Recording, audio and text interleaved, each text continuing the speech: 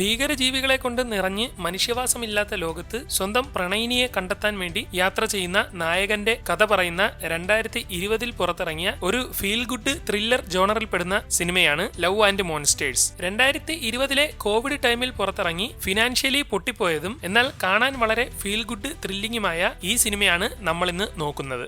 ഭൂമിക്ക് എന്താണ് സംഭവിച്ചത് എന്ന് പറഞ്ഞുകൊണ്ടാണ് സിനിമ തുടങ്ങുന്നത്. നല്ലപോലെ പൊയ്ക്കൊണ്ടിരുന്ന ഭൂമിയുടെ നേർക്ക് ഒരിക്കൽ ഒരു ഉൽക്ക പാഞ്ഞു വന്നു. എന്നാൽ അതിനെ തടയാനായി എല്ലാ രാജ്യങ്ങളും ചേർന്ന് തങ്ങളുടെ കയ്യിലുള്ള ന്യൂക്ലിയർ മിസൈലുകൾ ഒരുമിച്ച് വിടുകയും അങ്ങനെ അത് ചിന്നിച്ചിതറുകയും ചെയ്തു. എന്നാൽ ചിതറിയ ഉൽക്കയുടെ ഭാഗങ്ങൾ പൊടി പോലെ ഭൂമിയിലേക്ക് വന്നു വീണു. അതുമൂലം ഭൂമിയിലുള്ള ചെറിയ ജീവികളായ ഓന്ത്, അട്ട, പല്ലി പോലുള്ള ജീവികൾക്കെല്ലാം ജനിതക മാറ്റം സംഭവിക്കുകയും അവയെല്ലാം ഭീകര ജീവികളായി മാറുകയും ചെയ്തു. അവറ്റകൾ മനുഷ്യരെ ആക്രമിക്കാൻ തുടങ്ങിയതോടെ മനുഷ്യരുടെ കയ്യിൽ ആയുധങ്ങൾ കൊണ്ട് അതിനെ തോൽപ്പിക്കാൻ പറ്റാതെ വരികയും അങ്ങനെ ആ ജീവികൾ മനുഷ്യരെ ആക്രമിച്ച് ഭൂമിയിലെ ജനസംഖ്യയുടെ 95% ആളുകളും ഇല്ലാതെയായി. എന്നാൽ ഇതിൽ നിന്ന് രക്ഷപ്പെട്ട കുറച്ച് മനുഷ്യർ ലോകത്തിന്റെ പല ഭാഗങ്ങളിൽ ബങ്കറുകളും ഗുഹകളും ഒക്കെ ഉണ്ടാക്കി ഭൂമിയുടെ അടിയിൽ ജീവിക്കുകയാണ്. അങ്ങനെ കഴിഞ്ഞ 7 വർഷമായി ഭൂമിയുടെ അടിയിലെ ഒരു ബങ്കറിൽ താമസിക്കുകയാണ് നായകനായ ജോയൽ. അവനോടൊപ്പം ആ ബങ്കറിൽ കുറെ ആളുകൾ കൂടിയുണ്ട്. അവിടെ അവർക്ക് ആവശ്യമായ പച്ചക്കറികൾ കൃഷി ചെയ്യുകയും ബാക്കി ആവശ്യമുള്ള സാധനങ്ങൾ ഇടയ്ക്കിടെ അവർ പുറത്തുപോയി ശേഖരിക്കുകയും ചെയ്യും. പുറത്തു മുഴുവൻ ഭീകരജീവികൾ ഉള്ളതിനാൽ സേഫ്റ്റിക്ക് വേണ്ടി അവർ സ്വന്തമായി നിർമ്മിച്ച ആയുധങ്ങൾ കൂടി കൊണ്ടാണ് പുറത്തേക്ക് പോകുന്നത്. ആ ബങ്കറിൽ അവർക്ക് ആവശ്യമായ പാൽ കൊടുക്കുന്ന ഒരു പശു കൂടിയുണ്ട്. അതിനെ പരിപാലിക്കുന്നതും കറക്കുന്നതുമെല്ലാം ജോയലാണ്. ഇവിടെ ജീവിക്കുന്ന ആളുകളെല്ലാം ഭാര്യയും ഭർത്താവുമാണ്. എന്നാൽ ജോയൽ മാത്രം സിംഗിളാണ്. ജോയലിന് ആയുധങ്ങളൊന്നും നല്ല രീതിയിൽ ഉപയോഗിക്കാൻ അറിയില്ല. എന്നാൽ അവൻ എന്നും ആയുധങ്ങളെടുത്ത് പരിശീലിച്ച് നോക്കാറുണ്ട്. ഇവിടെ വെച്ച് സിനിമ തുടങ്ങുന്നു. പിന്നീട് കാണിക്കുന്നത് 7 വർഷങ്ങൾക്ക് മുമ്പാണ്. അന്ന് അവനും കാമുകിയും കൂടി തങ്ങളുടെ കാറിലിരുന്ന് ഓരോ വർത്തമാനമൊക്കെ പറഞ്ഞുകൊണ്ടിരിക്കുകയും നിന്റെ ബർത്ത്ഡേക്ക് എന്റെ വക സമ്മാനമാണെന്ന് പറഞ്ഞ് അവൾ അവന് കൂടിയ കളർ പെൻസിലുകൾ ഗിഫ്റ്റ് ആയി കൊടുക്കുകയും ചെയ്യും. അങ്ങനെ അവർ വണ്ടിയിലിരുന്ന് അതിനെ പറ്റിയൊക്കെ പറഞ്ഞ് പരസ്പരം പ്രണയിച്ചുകൊണ്ടിരിക്കുന്നതിനിടെ ദൂരെയായി നാട്ടിൽ എന്തോ അപകടമുണ്ടായതിന്റെ ഫ്ലെയറുകൾ അടിച്ചുകൊണ്ടിരിക്കുകയും ഇത് കാണുന്ന അവർക്ക് പ്രശ്നം രൂക്ഷമായിക്കൊണ്ടിരിക്കുന്നു എന്ന് മനസ്സിലായി വണ്ടിയെടുത്ത് അവിടെ നിന്ന് പോവുകയും ചെയ്യുന്നു. അവിടെ പട്ടാളക്കാരെല്ലാം ചേർന്ന് നാട്ടിലിറങ്ങിയ ഭീകരജീവിയെ കൊല്ലാൻ ശ്രമിച്ചുകൊണ്ടിരിക്കുകയാണ്. അങ്ങനെ അവർ നേരെ പാഞ്ഞ് വീട്ടിലെത്തുമ്പോൾ ജോയലിന്റെ അമ്മയും അച്ഛനും അവനെ കാത്തു നിൽക്കുകയും പെട്ടെന്ന് വാ ഇവിടെ നമുക്ക് പോണമെന്നൊക്കെ പറഞ്ഞുകൊണ്ടിരിക്കുമ്പോൾ നീയും ഞങ്ങളോടൊപ്പം വരാനൊക്കെ അവൻ അവളോട് പറയുമെങ്കിലും എനിക്ക് എന്റെ അമ്മയുടെ അടുത്ത് പോയേ പറ്റുള്ളൂ എന്ന് പറഞ്ഞ് അവൾ വണ്ടിയിൽ നിന്ന് ഒരു മുതലയെ അവന്റെ കയ്യിലേക്ക് എടുത്ത് ഏൽപ്പിക്കുകയും ഉടനെ തന്നെ നമുക്ക് കണ്ടുമുട്ടാമെന്ന് പറഞ്ഞുകൊണ്ട് അവർ രണ്ടുപേരും മനസ്സില്ലാ മനസ്സോടെ പിരിയുകയും ചെയ്യുന്നു. എന്നാൽ അവൻ അവളെ വിളിച്ചു നിർത്തുകയും ഞാൻ എന്തായാലും നിന്നെ തേടി വന്നിരിക്കുമെന്ന് അവളോട് പറഞ്ഞ ശേഷം അവർ അവിടെ നിന്ന് പോവുകയും ചെയ്യുന്നു. പിന്നീട് കാണിക്കുന്നത് 7 വർഷങ്ങൾക്ക് ശേഷം ഇപ്പോൾ അവനുള്ള ബങ്കറാണ്. അന്ന് അവൾ കൊടുത്ത പെൻസിൽ ഉപയോഗിച്ച് അവൻ നാട്ടിലുള്ള ജീവികളുടെയൊക്കെ പടം വരയ്ക്കുകയും പെട്ടെന്ന് അവളെ പറ്റി ഓർക്കുന്ന അവൻ നേരെ ചെന്ന് റേഡിയോ ഓണാക്കി മറ്റൊരു ബങ്കറിലേക്ക് കണക്ട് ചെയ്യുന്നു. യഥാർത്ഥത്തിൽ എമി വേറെ എവിടെയോ ഉള്ള ഒരു ബങ്കറിലുണ്ട്. അവർ തമ്മിൽ ഇടയ്ക്കിടെ സംസാരിക്കാറുമുണ്ട്. അങ്ങനെ എമിയുമായി റേഡിയോ കണക്ട് ആവുകയും എപ്പോഴത്തെയും പോലെ അവൻ അവളോട് സംസാരിക്കുകയും ചെയ്യും. അങ്ങനെ അവർ തമ്മിൽ പണ്ട് കാറിലിരുന്ന് പ്രണയിച്ച കാര്യമൊക്കെ പറഞ്ഞുകൊണ്ടിരിക്കുകയാണ്. അന്ന് അവൾ കൊടുത്ത മുതലയുടെ ടോയ് ഇപ്പോഴും അവന്റെ കയ്യിലുണ്ട്. എന്നാൽ അവർ സംസാരിച്ചുകൊണ്ടിരിക്കുന്നതിനിടെ റേഡിയോയുടെ ഫ്രീക്വൻസി പോവുകയും അത് കട്ടാവുകയും ചെയ്യും. അങ്ങനെ അന്ന് ബങ്കറിലുള്ളവരെല്ലാം ഇരുന്ന് ഓരോ കാര്യങ്ങളൊക്കെ സംസാരിച്ചുകൊണ്ടിരിക്കുകയാണ്. ജോയലാണെങ്കിൽ എമിയെ പറ്റിയും അവരുടെ പ്രണയത്തെ പറ്റിയും അവളെ തേടി വരുമെന്ന് അന്ന് അവൻ പറഞ്ഞതിനെ പറ്റിയൊക്കെ ഓർക്കുകയും എമി താമസിക്കുന്ന ബങ്കറിന് ഇവിടെ നിന്ന് എത്ര ദൂരം ഉണ്ടാവുമെന്ന് അവൻ ചോദിക്കുമ്പോൾ ഒരു 100 കിലോമീറ്റർ കാണുമെന്നൊക്കെ അവർ പറയുകയും എനിക്ക് അവരുടെ അടുത്തേക്കൊന്ന് പോയാൽ കൊള്ളാമായിരുന്നു എന്ന് അവൻ പറയുമ്പോൾ നീ എന്താ തമാശ പറയുവാണോ, ഇവിടെ നിന്ന് അവിടെ എത്തണമെങ്കിൽ 7 ദിവസമെങ്കിലും വേണ്ടിവരും. പോരാത്തതിന് നിനക്ക് ആയുധങ്ങൾ വെച്ച് ഫൈറ്റ് ചെയ്യാനും അറിയത്തില്ല. പിന്നെ പുറത്തേക്ക് പോയാൽ നീ എങ്ങനെയാണ് രക്ഷപ്പെടുന്നതെന്നൊക്കെ ചോദിക്കുമ്പോൾ അതൊന്നും എനിക്കറിയില്ല.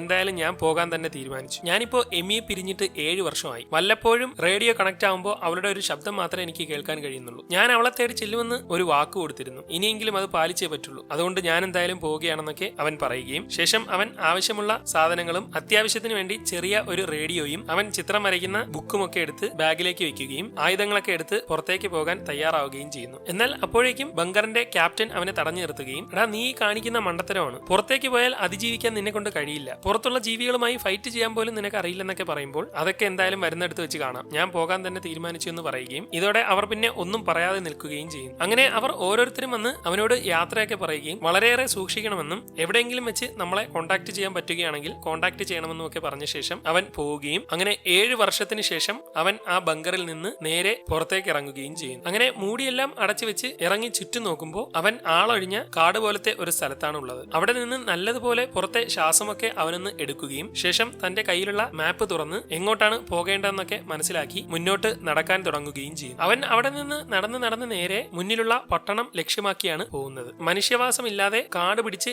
എല്ലാം നശിച്ചു കിടക്കുന്ന ആ സ്ഥലത്തുകൂടി അവൻ നടന്നു പൊക്കൊണ്ടിരിക്കുകയാണ്. ജനിതക മാറ്റങ്ങൾ സംഭവിച്ച ചെറിയ ജീവികളാണ് ഇപ്പോ ലോകം മൊത്തം ഭരിച്ചുകൊണ്ടിരിക്കുന്നത്. അങ്ങനെ അവൻ പോയി ഒരു വീടിന് മുന്നിലെത്തുകയും അവിടെ ആരെങ്കിലും ഉണ്ടോന്നറിയാനായി വീടിന്റെ ഉള്ളിലേക്ക് കയറി നേരെ ചെന്ന് ഫ്രിഡ്ജ് തുറന്നു നോക്കുമ്പോൾ അതിനുള്ളിൽ ഒരു ജീവിയെ കണ്ട് പേടിച്ചു പോവുകയും അങ്ങനെ പുറത്തേക്കെത്തി വെപ്രാളത്തിൽ നിൽക്കുന്നതിനിടെ വെള്ളത്തിലെന്തോ അനങ്ങുന്നത് കണ്ട് നോക്കുമ്പോൾ ചെറിയ പാമ്പ് പോലത്തെ ഒരു സാധനം വെള്ളത്തിന് മുകളിൽ പൊങ്ങി വന്ന് അവനെ നോക്കുകയാണ്. എന്താണ് സംഭവമെന്ന് മനസ്സിലാവാതെ നിൽക്കുമ്പോഴേക്കും ഭീകരമായ ഒരു തവള ആ കുളത്തിൽ നിന്ന് അവനെ കണ്ട് എഴുന്നേറ്റ് വരികയും എന്നാൽ അതിനെ കണ്ട് ഒന്നും ചെയ്യാൻ പറ്റാതെ അവൻ വരണ്ട് നിൽക്കുമ്പോഴേക്കും അത് ആക്രമിക്കാൻ വരുന്നതിൽ നിന്ന് അവൻ കഷ്ടിച്ച് രക്ഷപ്പെടുന്നു. നോക്കുമ്പോൾ അവന്റെ മുന്നിൽ ഒരു പട്ടി നിൽക്കുകയാണ്. അങ്ങനെ അവർ പതിയെ എഴുന്നേൽക്കുമ്പോഴേക്കും ആ പട്ടി കുറച്ച് അതിന്റെ ശ്രദ്ധ തിരിക്കാൻ ശ്രമിക്കുകയും ഈ സമയം കൊണ്ട് അവൻ അവിടെ നിന്ന് ഓടി രക്ഷപ്പെടാൻ ശ്രമിക്കുമെങ്കിലും തവള നാക്കുപയോഗിച്ച് അവനെ പിടികൂടി കാലിൽ കടിച്ച് വലിച്ച് അതിന്റെ വായുടെ ഉള്ളിലേക്ക് കൊണ്ടുപോകുന്നു. അപ്പോഴേക്കും പട്ടി ഓടി വന്ന് ആ നാക്കിൽ കടിക്കുകയും ഇതോടെ ആ തവള അവന്റെ പിടിവിടുകയും അവൻ അവിടെ നിന്ന് പുറത്തേക്ക് രക്ഷപ്പെട്ട് ഓടുകയും ചെയ്യുന്നു. അങ്ങനെ അതിന്റെ കയ്യിൽ നിന്ന് ഒരുവിധം രക്ഷപ്പെട്ട് ആ പട്ടി പോകുന്നതിന്റെ പിറകെ അവൻ ഓടി ചെല്ലുകയും നേരെ പട്ടിയുടെ പിറകെ അവിടെ കിടന്ന ഒരു ബസ്സിൽ കയറുമ്പോഴേക്കും തവള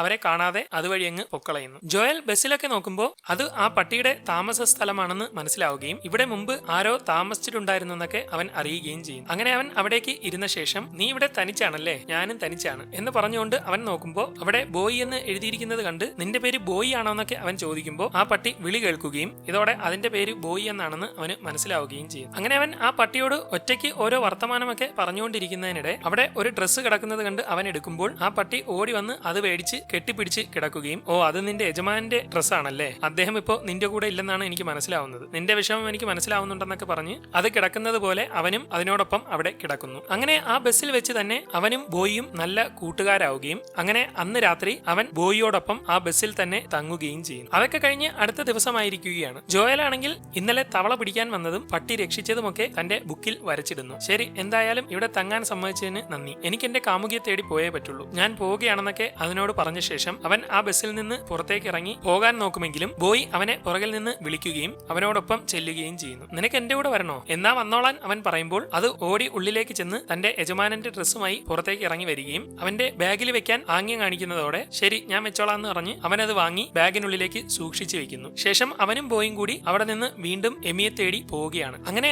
ആരോരുമില്ലാത്ത ആ നാട്ടിൽ കൂടി ഒരുപാട് ദൂരം താണ്ടി അവർ മുന്നോട്ട് പൊക്കൊണ്ടേയിരിക്കുന്നു. ഇപ്പോ കൂട്ടുള്ളത് കൊണ്ട് പോകുമ്പോഴെല്ലാം ഓരോ കാര്യങ്ങൾ പറഞ്ഞും തമാശ കാണിച്ചുമൊക്കെയാണ് അവരുടെ യാത്ര. യാത്രക്കിടെ പലയിടത്തും വെച്ച് പല പണികളും അവർക്ക് കിട്ടുന്നുണ്ട്. അങ്ങനെ അവർ തമ്മിൽ നല്ല കൂട്ടാവുകയും അങ്ങനെ നടന്ന് ഒരിടത്ത് വെച്ച് ഒരു പ്രത്യേക പഴം കണ്ട് ജോയൽ അത് പറിച്ച് തിന്നാൻ ശ്രമിക്കുമെങ്കിലും ബോയ് അവനെ കടിച്ച് വലിച്ച് തിന്നരുതെന്നൊക്കെ പറയുകയും ഇതോടെ എന്തോ പന്തികേടുണ്ടെന്ന് അവന് മനസ്സിലാവുകയും അത് വിഷമാണെന്ന് അവന് മനസ്സിലാവുകയും ചെയ്യും. അങ്ങനെ അവിടെ നിന്ന് പിന്നെയും അവർ പൊക്കൊണ്ടേയിരിക്കുകയാണ്. എന്നാൽ നടക്കുന്നതിനിടെ പെട്ടെന്ന് അവൻ അറിയാതെ ഒരു കുഴിയിലേക്ക് അങ്ങ് വീണു പോവുകയും കണ്ണു തുറന്നു നോക്കുമ്പോൾ ബോയ്ക്ക് ഒന്നും ചെയ്യാൻ കഴിയാതെ മുകളിൽ നിൽക്കുകയാണ്. ഇവിടുന്ന് എങ്ങനെ കയറുമെന്ന് മനസ്സിലാവാതെ തറയിൽ കിടക്കുന്ന എല്ലുകളിൽ അവൻ ചവിട്ടുകയും ഇതോടെ അവനിപ്പോ വീണിരിക്കുന്നത് ഏതോ ജീവിയുടെ ട്രാപ്പിലാണെന്ന് അവന് മനസ്സിലാവുകയും ചെയ്യും. ഇത് കണ്ട് പേടിച്ച് ബോയ് അവനെ നോക്കി കുരച്ചുകൊണ്ടിരിക്കുമ്പോൾ സൗണ്ട് ഉണ്ടാക്കല്ലേ എന്നൊക്കെ പറഞ്ഞ് അവൻ അതിനെ ശാന്തമാക്കിയിട്ട് നിൽക്കുന്നതിനിടെ അവിടുത്തെ ദ്വാരത്തിൽ നിന്ന് എന്തോ അവന്റെ അടുത്തേക്ക് വരുന്നതായി അവന് മനസ്സിലാവുകയും നോക്കുമ്പോൾ ഒരു പ്രത്യേക ജീവി അതിൽ നിന്ന് ചാടി അവന്റെ നേർക്ക് വരികയും ചെയ്യുന്നു. മറിഞ്ഞു വീഴുന്ന അവൻ നോക്കുമ്പോൾ ഒരു ഷൂസ് കണ്ട് ഇതിനു മുമ്പും മനുഷ്യർ അവിടെ കിടന്ന് മരിച്ചിട്ടുണ്ടെന്ന് മനസ്സിലാവുകയും അവൻ ചാടി എഴുന്നേറ്റ് ഇനി ഏതെങ്കിലും ദ്വാരത്തിൽ കൂടി എന്തെങ്കിലും വന്നാൽ അറ്റാക്ക് ചെയ്യാൻ തയ്യാറായി നിൽക്കുകയും ചെയ്യും. നോക്കുമ്പോൾ അടുത്ത ജീവികൾ പല ദ്വാരത്തിൽ നിന്നും വരികയാണ്. പെട്ടെന്ന് അവന്റെ ദേഹത്തേക്ക് എന്തോ വീഴുകയും പേടിച്ചു പോകുന്ന അവൻ നോക്കുമ്പോൾ അതിൽ പിടിച്ച് വലിച്ചു കയറാൻ മുകളിൽ നിന്ന് ഒരാൾ വിളിച്ചു പറയുകയും ഇതോടെ അവൻ അതിൽ തൂങ്ങി അയാൾ വലിച്ച് അവനെ മുകളിലേക്ക് കയറ്റുമ്പോഴേക്കും ഒരുപാട് ജീവികൾ പറ അവന്റെ നേർക്ക്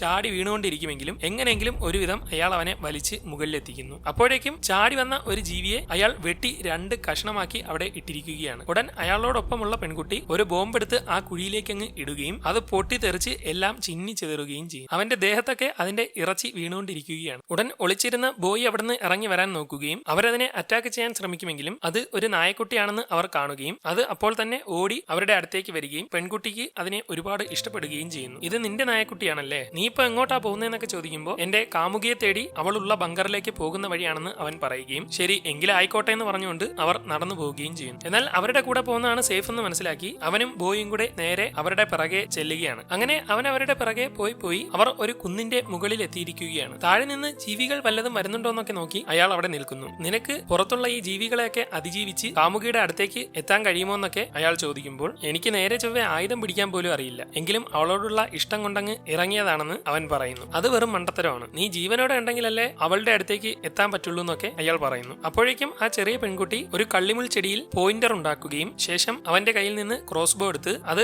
കറക്റ്റായി റീലോഡൊക്കെ ചെയ്ത് അവന്റെ കയ്യിൽ കൊടുത്ത് പ്രാക്ടീസ് ചെയ്യാൻ പറയുകയും എന്നാൽ അവന് ഒട്ടും വെടിവെക്കാൻ അറിയില്ലെന്ന് അവർക്ക് മനസ്സിലാവുകയും ചെയ്യും. അവൻ എത്രയൊക്കെ ചെയ്തിട്ടും ശരിയാവാത്തതിനാൽ നിങ്ങളുടെ മനസ്സിപ്പോ എവിടെയൊക്കെയോ പാറി നടക്കുവാണ്, കൃത്യമായി ഇതിൽ തന്നെ ശ്രദ്ധിച്ച് കറക്റ്റായിട്ട് അടിക്കാനൊക്കെ ആ പെൺകുട്ടി പറയുകയും അങ്ങനെ അവൻ അതിൽ തന്നെ ശ്രദ്ധിച്ച് ക്ലിയർ ആയി അടിക്കുമ്പോൾ പോയിന്ററിൽ കൊണ്ടില്ലെങ്കിലും അതിന്റെ അടുത്ത് വരെ അത് എത്തിയിട്ടുണ്ട്. ശേഷം ഇത് നിങ്ങളുടെ മകളാണോ എന്ന് അവൻ ചോദിക്കുകയും അല്ല, എനിക്കൊരു മകനായിരുന്നു ഉണ്ടായിരുന്നത്. അവനൊരു അപകടത്തിൽപ്പെട്ടപ്പോൾ ഇവളുടെ അച്ഛൻ അവനെ രക്ഷിക്കാൻ ശ്രമിച്ചു, എന്നാൽ അവർ രണ്ടുപേരും മരിച്ചു. അതുകൊണ്ട് ഇവളെ ഞാൻ എന്റെ മകളെ പോലെ കൊണ്ടു നടക്കുവാണെന്നൊക്കെ അയാൾ പറയും. പെട്ടെന്ന് താഴെ നിന്ന് ഒരു ശബ്ദം കേൾക്കുകയും അതെന്താണെന്ന് ചോദിക്കുമ്പോൾ ഏതോ ഒരു ജീവിക്ക് നിന്റെ മണം കിട്ടിയിട്ടുണ്ട്, അത് നിന്നെ തേടി വരുന്നതാണ്. ഒരു കാര്യം പ്രത്യേകം ശ്രദ്ധിച്ചോ, ഏതെങ്കിലും ജീവിക്ക് നമ്മുടെ മണം കിട്ടിയാൽ പിന്നെ നമ്മൾ എവിടെ പോയാലും അത് നമ്മളെ പിറകെ വരുമെന്നൊക്കെ അവർ പറയുകയും ശേഷം അവിടെ നിന്ന് പോവുകയും ചെയ്യും. ഇത് കേട്ട് അവൻ ഒന്നും മനസ്സിലാവാതെ ചെന്ന് നോക്കുമ്പോൾ നേരത്തെ അവനെ അറ്റാക്ക് ചെയ്യാൻ ശ്രമിച്ച തവളയാണ് അവനെ തേടി വരുന്നത്. ഇതോടെ അവർ അവിടെ നിന്ന് ഓടിപ്പോയിരിക്കുകയാണ്. പോകുന്നതിനിടെ നിങ്ങൾ എങ്ങോട്ടാണ് പോകുന്നതെന്ന് അവൻ ചോദിക്കുകയും സ്നോ മൗണ്ടൈൻ എന്ന് പറയുന്ന സ്ഥലത്തേക്കാണ് നമ്മൾ പോകുന്നത്. ഈ ജീവികളിൽ നിന്ന് രക്ഷപ്പെട്ട് ഒരുപാട് പേർ അവിടെ താമസിക്കുന്നുണ്ട്. അവിടെ നല്ല തണുപ്പായതുകൊണ്ട് ഭീകരജീവികളൊന്നും അങ്ങോട്ട് വരത്തില്ല, വളരെ സേഫ് ആണെന്നൊക്കെ അവർ പറയുകയും നിനക്ക് വേണമെങ്കിൽ ഞങ്ങളുടെ അടുത്തേക്ക് വരാമെന്നൊക്കെ അവർ പറഞ്ഞുകൊണ്ടിരിക്കുന്നതിനിടെ അവന്റെ പുറകിലെ പാറയ്ക്ക് ചെറിയ കുലുക്കം സംഭവിക്കുകയും നീ നിൽക്കുന്ന സ്ഥലത്തുനിന്ന് ഇപ്പൊ അനങ്ങരുത്, മിണ്ടാതെ പതിയെ നിന്റെ ഷർട്ട് ഊരി തരാനൊക്കെ അയാൾ പറയുകയും ഇതോടെ അവൻ പേടിച്ച് പിറകിൽ എന്തോ സംഭവിക്കുന്നുണ്ടെന്ന് മനസ്സിലായി പതിയെ തന്റെ ഷർട്ട് ഊരി അയാൾക്ക് കൊടുക്കുകയും അപ്പോഴേക്കും അവരുടെ പിറകിലുണ്ടായിരുന്ന പാറ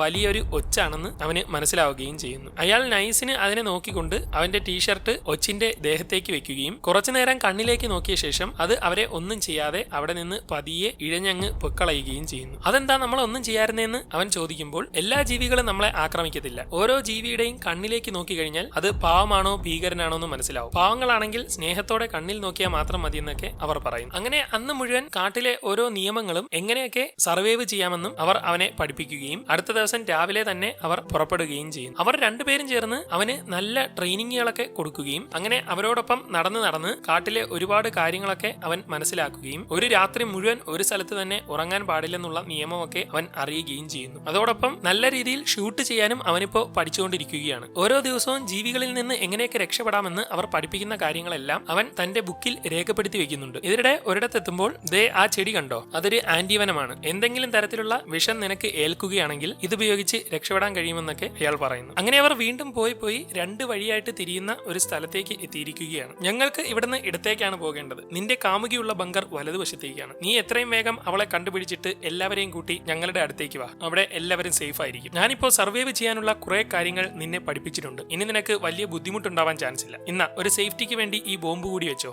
അത്യാവശ്യ ഘട്ടത്തിൽ മാത്രം ഉപയോഗിക്കണമെന്നൊക്കെ പറഞ്ഞ ശേഷം അവർ തമ്മിൽ കെട്ടിപ്പിടിച്ച് യാത്രയൊക്കെ പറഞ്ഞ് പെൺകുട്ടിയും അയാളും അവിടെ നിന്ന് പോകുന്നു. അങ്ങനെ ജോയലും ബോയിയെയും വിളിച്ച് അവിടെ നിന്ന് അടുത്ത വഴിയിലേക്ക് പോകും. അങ്ങനെ പോയി അവർ വീണ്ടും ഒരു കാട് പോലത്തെ സ്ഥലത്ത് എത്തിയിരിക്കുകയാണ്. എന്നാൽ ആ സ്ഥലത്ത് എത്തുമ്പോൾ ബോയ്ക്ക് എന്തൊക്കെയോ പന്തികേട് തോന്നുകയും അവൻ നോക്കുമ്പോൾ ബോയ് വല്ലാതെ വെപ്രാളപ്പെടുന്നതായിട്ടൊക്കെ കാണുകയും ചെയ്യുന്നു.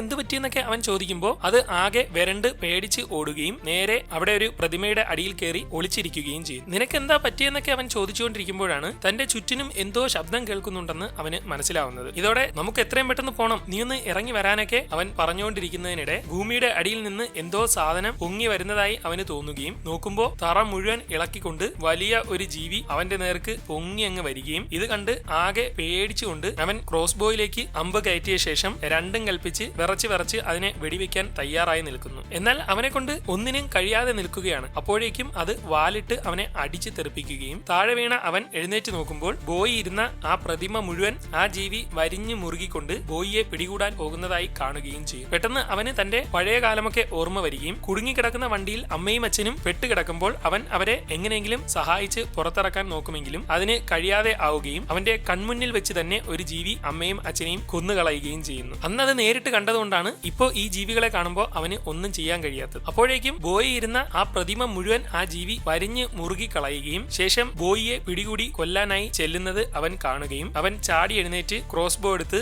ഒന്നും നോക്കാതെ ഒരമ്പ് അതിന്റെ അണ്ണാക്കിലേക്ക് അടിച്ചു വിടുകയും ചെയ്യുന്നു. ഇതോടെ അത് ദേഷ്യത്തിൽ അവന്റെ നേർക്ക് തിരിയുകയും അപ്പോഴേക്കും അവൻ അടുത്തത് അതിന്റെ കണ്ണിലേക്ക് അടിച്ചങ്ങ് വിടുന്നതോടെ അത് നേരെ തറയിലേക്ക് മറിഞ്ഞു വീണങ്ങ് ചാവുന്നു. അതിനെ കൊന്ന ശേഷം അവനാകെ വിറച്ച് നിൽക്കുകയാണ്. അപ്പോഴേക്കും അവിടെ സേഫ് ആയിരുന്ന ബോയ് എഴുന്നേൽക്കുകയും ഓടി അവന്റെ അടുത്തേക്ക് വന്ന് അവർ രണ്ടുപേരും കെട്ടിപ്പിടിച്ച് ഇരിക്കുകയും ചെയ്യും. അങ്ങനെ അന്ന് രാത്രി മഴ പെയ്തുകൊണ്ടിരിക്കുകയാണ്. ജോയലും ബോയും കൂടി അതിൽ നിന്ന് പെട്ടെന്ന് ഓടി നനയാതെ ഒരു സ്ഥലത്ത് കയറി നിൽക്കുകയും 7 വർഷത്തിന് ശേഷം ഇപ്പോഴാണ് ഒരു മഴ കാണുന്നതെന്നൊക്കെ അവൻ പറഞ്ഞുകൊണ്ട് നിൽക്കുന്നതിനിടെ ഉള്ളിൽ നിന്ന് ആരോ അവനെ വിളിക്കുന്നതായി കേൾക്കുകയും അവിടേക്ക് കയറി ചെന്ന് നോക്കുമ്പോൾ ഒരു റോബോട്ട് ഓണായി ഇരിക്കുന്നത് അവൻ കണ്ട് ഞെട്ടിപ്പോവുകയും ചെയ്യും. നീ ഇപ്പോഴും ഓണായി ഇരിക്കുവാണോ എന്ന് അവൻ ചോദിക്കുമ്പോൾ 1 മണിക്കൂർ കൂടി നിൽക്കാനുള്ള ചാർജ് എനിക്കുണ്ടെന്ന് അത് പറയുന്നു. ഇതോടെ അവൻ അത്ഭുതത്തിൽ അവിടെ ഇരുന്ന് അതിനോട് ഓരോ വർത്തമാനമൊക്കെ പറയുകയും അതിന്റെ കാല് നഷ്ടപ്പെട്ടതുകൊണ്ട് എഴുന്നേൽക്കാൻ കഴിയില്ലെന്ന് അവന് മനസ്സിലാവുകയും ചെയ്യും. നിങ്ങൾ എന്താണ് ഇവിടെ ചെയ്യുന്നതെന്നൊക്കെ അത് ചോദിക്കുമ്പോൾ എനിക്ക് ഇഷ്ടപ്പെട്ട ഒരു പെൺകുട്ടിയെ തപ്പി ഇറങ്ങിയതാണെന്നും അവൾ കുറച്ചപ്പുറത്തുള്ള ഒരു ബങ്കറിലുണ്ടെന്നും അവൻ പറയുന്നു. ഓ, അതെന്തായാലും നല്ല കാര്യമായി. അവളെ കണ്ടുപിടിക്കാൻ നിനക്ക് എന്തെങ്കിലും സഹായം വേണോ എന്ന് ചോദിക്കുമ്പോൾ എന്റെ കയ്യിലൊരു റേഡിയോ ഉണ്ട്, അത് ഓൺ ആക്കാനുള്ള കറണ്ട് എവിടെയെങ്കിലും കിട്ടുമോന്ന് നിനക്കറിയാമോ എന്ന് അവൻ ചോദിക്കുമ്പോൾ എന്റെ കയ്യിൽ നിന്ന് കറണ്ട് എടുത്തു കൊള്ളാൻ അത് പറയുകയും അയ്യോ അപ്പൊ അത് നിനക്ക് ആവശ്യമില്ലേ എന്ന് ചോദിക്കുമ്പോൾ എന്തായാലും കുറച്ച് കഴിയുമ്പോൾ ഞാൻ ഓഫ് ആവും, അപ്പോ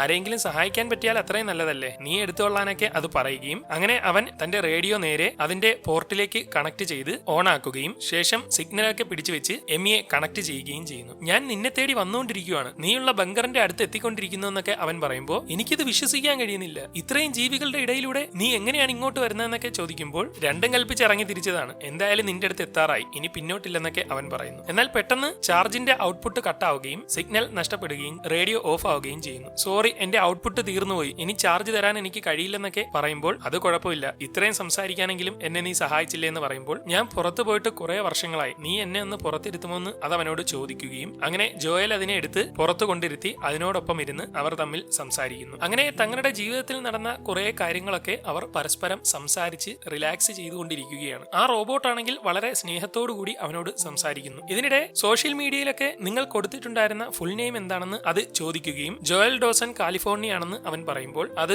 കുറച്ച് സെർച്ച് ചെയ്ത ശേഷം അവന്റെ അമ്മയും അച്ഛനെയും ഒക്കെ കാണിച്ചു കൊടുക്കുകയും ഇതൊക്കെ കണ്ട് അവന്റെ കണ്ണ് നിറയുകയും എന്റെ കയ്യിൽ ഇവരുടെ ഒന്നും ഒരു ചിത്രം പോലും ഇല്ലെന്നൊക്കെ അവൻ പറഞ്ഞ് ആകെ വിഷമിക്കുകയും ഒക്കെ ചെയ്യും. നീ ഈ അവസരത്തിൽ അമ്മയോട് എന്തെങ്കിലും പറയാൻ ആഗ്രഹിക്കുന്നുണ്ടെങ്കിൽ പറഞ്ഞോളാൻ റോബോട്ട് പറയുകയും ഇത് കേട്ട് സങ്കടത്തോടെ അമ്മ, എനിക്കിപ്പോ ഒരു കുഴപ്പമില്ല, അന്ന് നിങ്ങളെ എനിക്ക് രക്ഷിക്കാൻ കഴിഞ്ഞില്ല, എങ്കിലും എനിക്ക് ആ പ്രശ്നങ്ങളിൽ നിന്ന് കുറച്ചു പേരോടൊപ്പം രക്ഷപ്പെട്ടു പോകാൻ പറ്റി, ഇപ്പോഴും ഞാൻ അവരോടൊപ്പം സേഫായി കഴിയുകയാണ്, അവരെന്നെ ഒരുപാട് സ്നേഹിക്കുന്നുണ്ട് എന്ന് പറഞ്ഞുകൊണ്ട് അവൻ ആ റോബോട്ടിനെ കെട്ടിപ്പിടിക്കുകയും അത് അവനെ ആശ്വസിപ്പിക്കുകയും ഒക്കെ ചെയ്യും. അപ്പോഴേക്കും ആ സ്ഥലത്തേക്ക് മുഴുവൻ സ്കൈ ജെല്ലികൾ വരികയും ഇത് കണ്ട് അവർ അതിനെ നോക്കി റിലാക്സ് ആയി ഇരുന്നുകൊണ്ട് റോബോട്ട് ഒരു പാട്ടൊക്കെ ഇട്ട് മാനം നോക്കി അവർ ഇരിക്കുന്നതിനിടെ അല്പസമയത്തിനുള്ളിൽ റോബോട്ടിന്റെ ചാർജ് തീർന്ന് അത് ഓഫ് ആവുന്നു. അങ്ങനെ അടുത്ത ദിവസം അതിനെ അടക്കവും ചെയ്തിട്ട് ജോയൽ അവിടെ നിന്ന് പോയിരിക്കുകയാണ്. പൊക്കൊണ്ടിരിക്കുന്നതിനിടെ തന്റെ മുന്നിൽ വലിയ ഒരു കുഴി കാണുകയും അതേതോ ജീവിയുടെ ട്രാപ്പാണെന്ന് മനസ്സിലാക്കി അവർ അടുത്ത സ്ഥലത്തേക്ക് പോകാൻ ശ്രമിക്കുന്നതിനിടെ എന്തോ ശബ്ദം കേട്ട് അവൻ തിരിഞ്ഞു നോക്കുമ്പോൾ ഭൂമി തുളച്ച് ഒരു സാധനം വരുന്നതായി കാണുകയും ഇതോടെ മണ്ണിന്റെ അനക്കം അതിന് അറിയാൻ കഴിയുന്നുണ്ടെന്ന് മനസ്സിലാക്കി അവൻ അവിടെ കിടന്ന ഒരു ടോയ് എടുത്ത് ദൂരേക്ക് എറിയുകയും ഉടൻ ആ ജീവി പാഞ്ഞ് അവിടേക്ക് ചെന്ന് മൊത്തം തകർക്കുന്നത് കണ്ട് അവനും ബോയും കൂടി അവിടെ നിന്ന് ആഞ്ഞ് ഓടുകയും എന്നാൽ ഓടുന്ന അവരുടെ പിറകെ മണ്ണിന്റെ അനക്കമനുസരിച്ച് ആ ജീവി പാഞ്ഞു വരാൻ തുടങ്ങുകയും ചെയ്യുന്നു. എന്നാൽ പെട്ടെന്ന് ഒരു നദിക്കരയിലെത്തുമ്പോൾ അവൻ അവിടെ നിന്ന് മറിഞ്ഞ് നേരെ താഴേക്ക് വീണ് ബാഗൊക്കെ തെറിച്ചു പോവുകയും ശേഷം അവിടെ നിന്ന് എഴുന്നേറ്റ് നേരെ ബോയിയെയും പിടിച്ച് ഒരു സ്ഥലത്ത് ഒളിച്ചിരിക്കുകയും ചെയ്യുന്നു. ബോയ് ആകെ പേടിച്ചിരിക്കുകയാണ്. അവൻ എഴുന്നേറ്റ് നോക്കുമ്പോൾ അതിനെ അവിടെ എങ്ങും കാണുന്നില്ല. അങ്ങനെ റിലാക്സ് ചെയ്തിരിക്കുന്നതിനിടെ അവരുടെ പിന്നിലൂടെ ആ ജീവി അവിടേക്ക് വരികയും ബോയി വെപ്രാളം പിടിക്കുന്നതോടെ അതിനോട് അടങ്ങിയിരിക്കാൻ പറഞ്ഞ് അവർ ശബ്ദമുണ്ടാക്കാതെ സൈലന്റായി ഒരുവിധം എങ്ങനെയെങ്കിലും പിടിച്ച് ഇരിക്കുകയും അല്പസമയത്തിനുള്ളിൽ അത് അവിടെ നിന്ന് മാറി പോയി കളയുന്നു. പോയി കഴിഞ്ഞതോടെ അവർ രണ്ടുപേരും റിലാക്സ് ചെയ്ത് ഇരിക്കുകയാണ്. ഇതിനിടെ ബോയ് നോക്കുമ്പോൾ യജമാന്റെ ഡ്രസ്സ് പറന്ന് വെള്ളത്തിൽ വീഴുന്നതായി കാണുകയും അത് അപ്പോൾ തന്നെ വെപ്രാളത്തിൽ അത് എടുക്കാനായി ഓടി അവിടേക്ക് ചെന്ന് വെള്ളത്തിലേക്ക് ഇറങ്ങി അത് എടുക്കാൻ ശ്രമിക്കുന്നത് കണ്ട് ആ ജീവി വരും അടങ്ങിയിരിക്കാനൊക്കെ അവൻ പറയുന്നു. ശേഷം അവൻ മുകളിലേക്ക് നോക്കുമ്പോൾ അത് പാഞ്ഞ് അവിടേക്ക് വരികയാണ്. ഇതോടെ ബോയിയെ രക്ഷിക്കാൻ അവൻ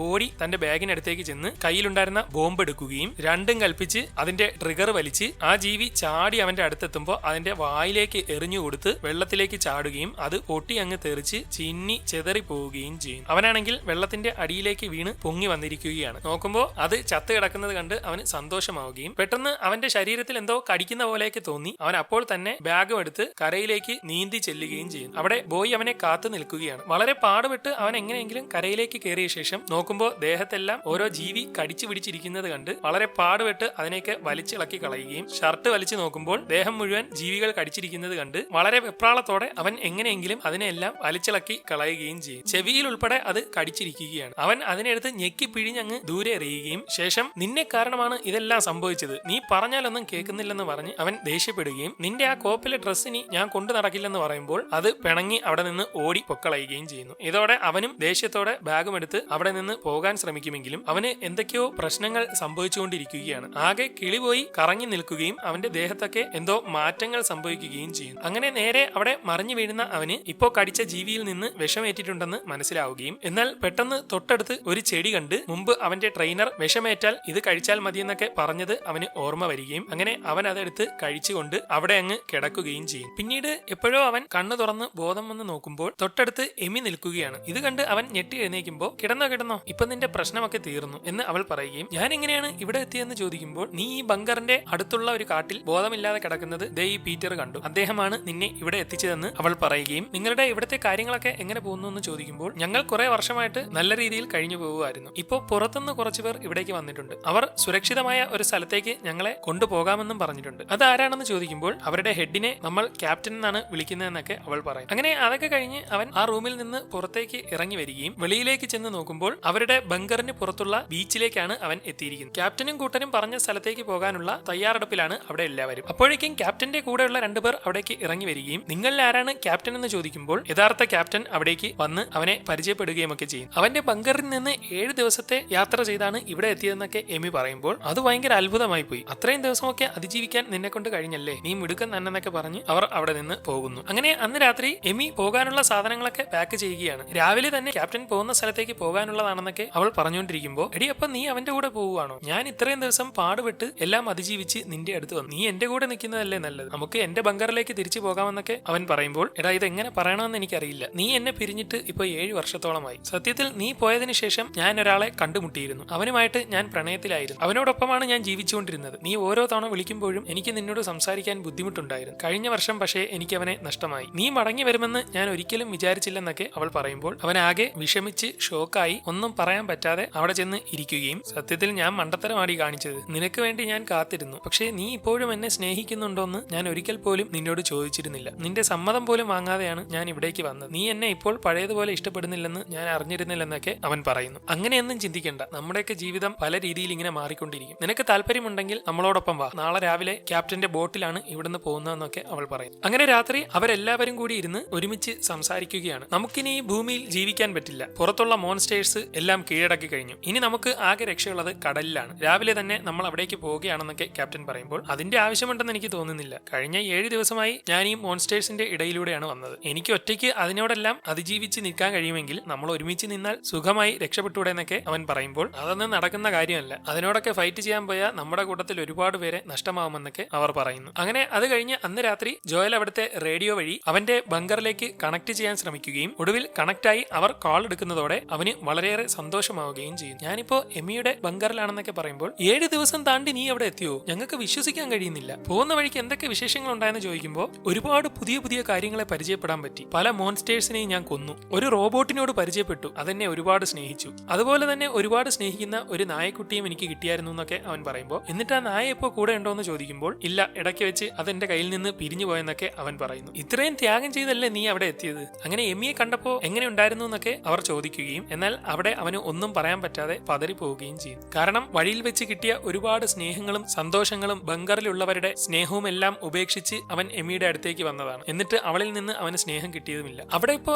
എങ്ങനെയുണ്ടെന്നൊക്കെ അവൻ ചോദിക്കുമ്പോൾ ഇവിടെ ഭയങ്കര പ്രശ്നമാണടാ, നീ പോയതിനു ശേഷം പല മോൺസ്റ്റേഴ്സും നമ്മുടെ ബങ്കറിനുള്ളിലേക്ക് കടന്നു, കുറെ എണ്ണത്തിനെയൊക്കെ നമ്മൾ ഫൈറ്റ് ചെയ്തു, പക്ഷേ ഇപ്പോൾ പിടിച്ചു നിൽക്കാൻ കഴിയുന്നില്ല, ഇനി ഈ ബങ്കറിൽ അതിജീവിക്കാൻ കഴിയുമെന്ന് നമുക്ക് തോന്നുന്നില്ലെന്നൊക്കെ അവർ പറയുമ്പോൾ നിങ്ങൾ ആപത്തിലാണെങ്കിൽ എനിക്കിവിടെ സമാധാനമായി ഇരിക്കാൻ പറ്റില്ല, ഞാൻ എന്തായാലും നിങ്ങളുടെ അടുത്തേക്ക് വരുവാണെന്നൊക്കെ പറഞ്ഞ് അവൻ തിരിച്ചു പോകാൻ വേണ്ടി തയ്യാറായി നോക്കുമ്പോൾ അവന് കഴിക്കാൻ കൊടുത്തിരിക്കുന്ന പഴം മുമ്പ് അവൻ കണ്ട വിഷപ്പഴമായിരുന്നു. അവൻ ബുക്കെടുത്ത് നോക്കുമ്പോൾ അത് കൃത്യമായി വിഷമാണെന്ന് അതിൽ രേഖപ്പെടുത്തിയിട്ടുണ്ട്. ഇതോടെ എന്തോ പന്തികേട് അവന് തോന്നുകയും ക്യാപ്റ്റനും കൂട്ടരും ഇവരെ ചതിക്കുകയാണെന്ന് തോന്നി അവൻ അപ്പോൾ തന്നെ ഓടി പുറത്തേക്ക് ഇറങ്ങി ചെല്ലുമ്പോൾ അവിടെ എല്ലാവരും ക്യാപ്റ്റൻ കൊടുത്ത മദ്യമൊക്കെ കുടിച്ച് കിളി പോയി നടക്കുകയാണ്. അവൻ എമിയുടെ അടുത്തേക്ക് ചെന്ന് എനിക്ക് നിന്നോടൊന്ന് സംസാരിക്കണം, ഇവിടെ എന്തൊക്കെയോ പ്രശ്നമുണ്ട്, ക്യാപ്റ്റനെ വിശ്വസിക്കാൻ കൊള്ളത്തില്ലെന്നാണ് തോന്നുന്നത് എന്നൊക്കെ പറയുമെങ്കിലും അവൾ അതൊന്നും കേൾക്കുന്നില്ല. നിങ്ങൾക്കൊക്കെ ക്യാപ്റ്റൻ എന്തോ ഡ്രഗ് തന്നിട്ടുണ്ടെന്നാണ് തോന്നുന്നത്, ഇവിടെ എന്തൊക്കെയോ പ്രശ്നങ്ങളുണ്ടെന്നൊക്കെ അവൻ പറഞ്ഞുകൊണ്ടിരിക്കുന്നതിനിടെ ക്യാപ്റ്റന്റെ ആളുകൾ വന്ന് അവനെ അടിച്ചങ്ങിടുന്നു. പിന്നീട് അവൻ ഉണർന്നു നോക്കുമ്പോൾ കൈയൊക്കെ കെട്ടി അവിടെയുള്ള എല്ലാവരെയും ക്യാപ്റ്റൻ ബീച്ചിലിട്ടിരിക്കുകയാണ്. ഞാൻ യഥാർത്ഥത്തിൽ നിങ്ങളെ സഹായിക്കാനാണ് വന്നതെന്ന് നിങ്ങൾ കരുതിയിട്ടുണ്ടെങ്കിൽ എല്ലാവർക്കും തെറ്റി, സ്വന്തമായി അതിജീവിക്കാൻ നോക്കിക്കൊണ്ടിരിക്കുന്ന ആളാണ് ഞാൻ. ഈ ബങ്കറിൽ വന്ന് കയറിയത് നിങ്ങളുടെ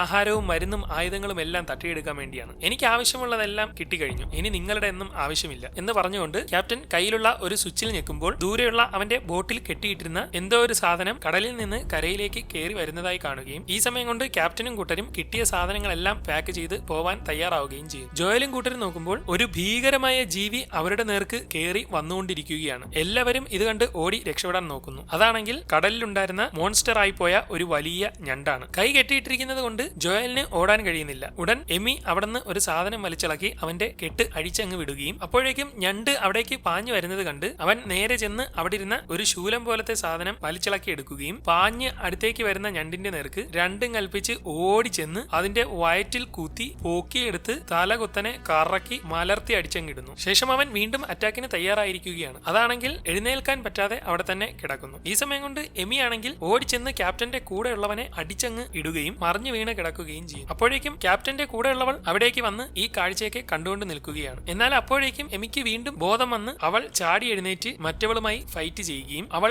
എമിയെ അടിക്കാൻ ശ്രമിക്കുകയും ചെയ്തുകൊണ്ടിരിക്കും. ഈ സമയം ഞണ്ട് അവിടെ എഴുന്നേക്കാൻ പറ്റാതെ കിടക്കുവാണ്. ഉടൻ ബോട്ടിൽ നിന്ന് കൊടുത്ത കറണ്ട് ക്യാപ്റ്റൻ വീണ്ടും ഞണ്ടിന്റെ ദേഹത്ത് അടിച്ചു വിടുകയും ഇതോടെ ഷോക്കേറ്റ് അത് ചാടി എഴുന്നേറ്റ് ആകെ ഭ്രാന്ത് പിടിച്ചുകൊണ്ട് അവിടെയൊക്കെ കറങ്ങി നടന്ന് എല്ലാം അടിച്ച് തെറിപ്പിക്കുകയും ചെയ്യും. അപ്പോഴേക്കും ജോയൽ നോക്കുമ്പോൾ അത് തന്റെ നേർക്ക് വന്നുകൊണ്ടിരിക്കുകയാണ്. എന്നാൽ അപ്പോഴേക്കും ദൂരെ നിന്ന് ബോയ് അവിടേക്ക് ഓടി വന്ന് അവനെ കെട്ടി അങ്ങ് പിടിക്കുകയും ശേഷം അത് അവന്റെ നേർക്ക് നിന്ന് കുരയ്ക്കാൻ തുടങ്ങുകയും ചെയ്യും. അപ്പോഴേക്കും എമിയെ അടിച്ച് പഞ്ചറാക്കിക്കൊണ്ടിരുന്ന പെൺകുട്ടിയോട് ലോഞ്ചർ ഉപയോഗിച്ച് ആ നായയെ വെടിവെച്ച് കൊല്ലാൻ ക്യാപ്റ്റൻ പറയുകയും ഇതോടെ അവൾ വെടിവെക്കാൻ ശ്രമിക്കുന്നതിനിടെ എമിയുടെ അടിയേറ്റ് വെടി നേരെ ചെന്ന് ഞണ്ടിന് കൊള്ളുകയും ഉടൻ എമി ചാടി എഴുന്നേറ്റ് അവളെ അടിച്ച് ലോഞ്ചർ തെറിച്ചങ്ങ് പോവുകയും ചെയ്യും. ശേഷം അവളെ അവിടെ അടിച്ച് പഞ്ചറാക്കി നിൽക്കുന്നതിനിടെ പുറകിൽ നിന്ന് ക്യാപ്റ്റൻ വന്ന് അവളെ അടിച്ചങ്ങ് ഇട്ട് കളയും. ഇതൊക്കെ ജോയൽ കണ്ടുകൊണ്ടിരിക്കുകയാണ്. ശേഷം ക്യാപ്റ്റൻ നോക്കുമ്പോൾ എഴുന്നേറ്റ ഞണ്ട് അവന്റെ നേർക്ക് വരുന്നതായി കണ്ട് അവൻ വീണ്ടും അതിന്റെ ദേഹത്തേക്ക് കറണ്ട് കൊടുക്കുകയും ശേഷം അവൻ അവിടെ നിന്ന് നടന്ന് തന്റെ കൂട്ടരോടൊപ്പം രക്ഷപ്പെട്ടു പോകാൻ ശ്രമിക്കുകയും ചെയ്യുന്നു. ഉടൻ ജോയൽ നീ പോയി എമിയെ എങ്ങനെയെങ്കിലും കൂട്ടിക്കൊണ്ടുവരാൻ ബോയിയോട് പറയുകയും ഇതോടെ അത്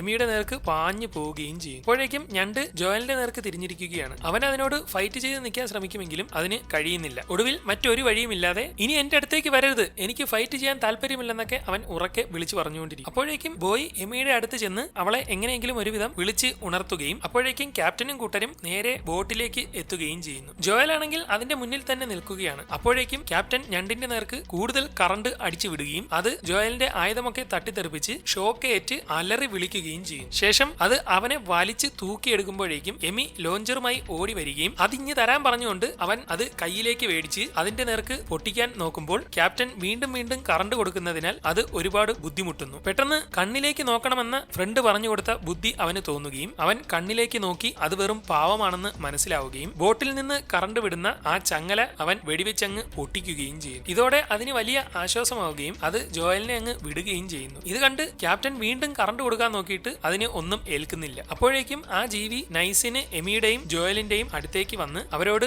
നന്ദി പറയുന്നത് പോലെ ഇരിക്കുകയും ശേഷം അവിടെ നിന്ന് തിരിഞ്ഞ് നടന്നങ്ങ് പോയി നേരെ ചെന്ന് കടലിലേക്ക് ഇറങ്ങുകയും ചെയ്യുന്നു. ശേഷം അത് കടലിലൂടെ ക്യാപ്റ്റനും കൂട്ടനുമുള്ള ബോട്ടിലേക്കാണ് പൊക്കൊണ്ടിരിക്കുന്നത്. ഇത് കണ്ട് എന്താണ് സംഭവിക്കുന്നതെന്നറിയാൻ എല്ലാവരും നോക്കിക്കൊണ്ട് നിൽക്കുന്നു. അല്പസമയത്തിനുള്ളിൽ അത് നേരെ ചെന്ന് അവരെയൊക്കെ തൂക്കിയെടുത്ത് വിഴുങ്ങി ആ ബോട്ടിലേക്ക് കയറുകയും ഒന്നും ചെയ്യാൻ പറ്റാതെ കിടക്കുന്ന ക്യാപ്റ്റനെ കടിച്ചങ്ങ് തിന്നുകയും ചെയ്യും. ശേഷം ആ ബോട്ട് മൊത്തത്തിൽ നശിപ്പിച്ച് അവരുടെ മുന്നിൽ വെച്ച് തന്നെ അതിനെ മുക്കി കളഞ്ഞിരിക്കുകയാണ്. ഇതോടെ പ്രശ്നങ്ങളെല്ലാം തീർന്ന സന്തോഷത്തിൽ അവരെല്ലാവരും നിൽക്കുന്നു. അങ്ങനെ അന്ന് അതെല്ലാം കഴിഞ്ഞ് അവൻ തിരിച്ചു പോകുന്നതിന് മുമ്പ് എമിയെ കാണുകയും ഞാൻ ഇങ്ങോട്ട് വരുന്ന വഴി രണ്ട് കൂട്ടുകാരെ പരിചയപ്പെട്ടു, സ്നോ മൗണ്ടനിൽ സേഫ് ആയിട്ടുള്ള ഒരു സ്ഥലമുണ്ടെന്നാണ് അവർ പറഞ്ഞത്, അതുകൊണ്ട് നീ ഇവരെ എല്ലാം കൂട്ടി അങ്ങോട്ട് വരണം. ഞാൻ എന്റെ ബങ്കറിലേക്ക് ചെന്ന് എന്റെ ആളുകളെയും കൂട്ടി അങ്ങോട്ടാണ് പോകാൻ പോകുന്നത്, നമുക്ക് എല്ലാവർക്കും അവിടെ ഒരുമിച്ച് താമസിക്കാമെന്നൊക്കെ പറഞ്ഞ് അവർ തമ്മിൽ കെട്ടിപ്പിടിക്കുകയും ശേഷം നിനക്കായി ഒരു കാര്യം തരാനുണ്ടെന്ന് പറഞ്ഞ് അവളെ ഏൽപ്പിച്ച സാധനം അവൻ കൊടുക്കുമ്പോൾ അവൾ ഞെട്ടിപ്പോവുകയും ചെയ്യും. ശേഷം മോൺസ്റ്ററുകളിൽ നിന്ന് എങ്ങനെ രക്ഷപ്പെടാമെന്നുള്ള അവന്റെ ബുക്ക് അവൾക്ക് സമ്മാനമായി അവൻ കൊടുക്കുകയും ഇതിലുള്ള കാര്യങ്ങൾ ഉപയോഗിച്ച് പുറത്തുള്ളതിനെല്ലാം നിനക്ക് അതിജീവിക്കാൻ കഴിയുമെന്നൊക്കെ അവൻ പറയുകയും നീ കാരണമാണ് ഞാൻ പുറത്തേക്ക് ഇറങ്ങിയത്, അതുമൂലം എനിക്ക് ഒരുപാട് പഠിക്കാൻ കഴിഞ്ഞു, എല്ലാത്തിനും നന്ദിയുണ്ടെന്നൊക്കെ പറഞ്ഞ് അവൻ അവിടെ നിന്ന് ഇറങ്ങുന്നു. അങ്ങനെ ഇങ്ങോട്ട് വന്നതുപോലെ തന്നെ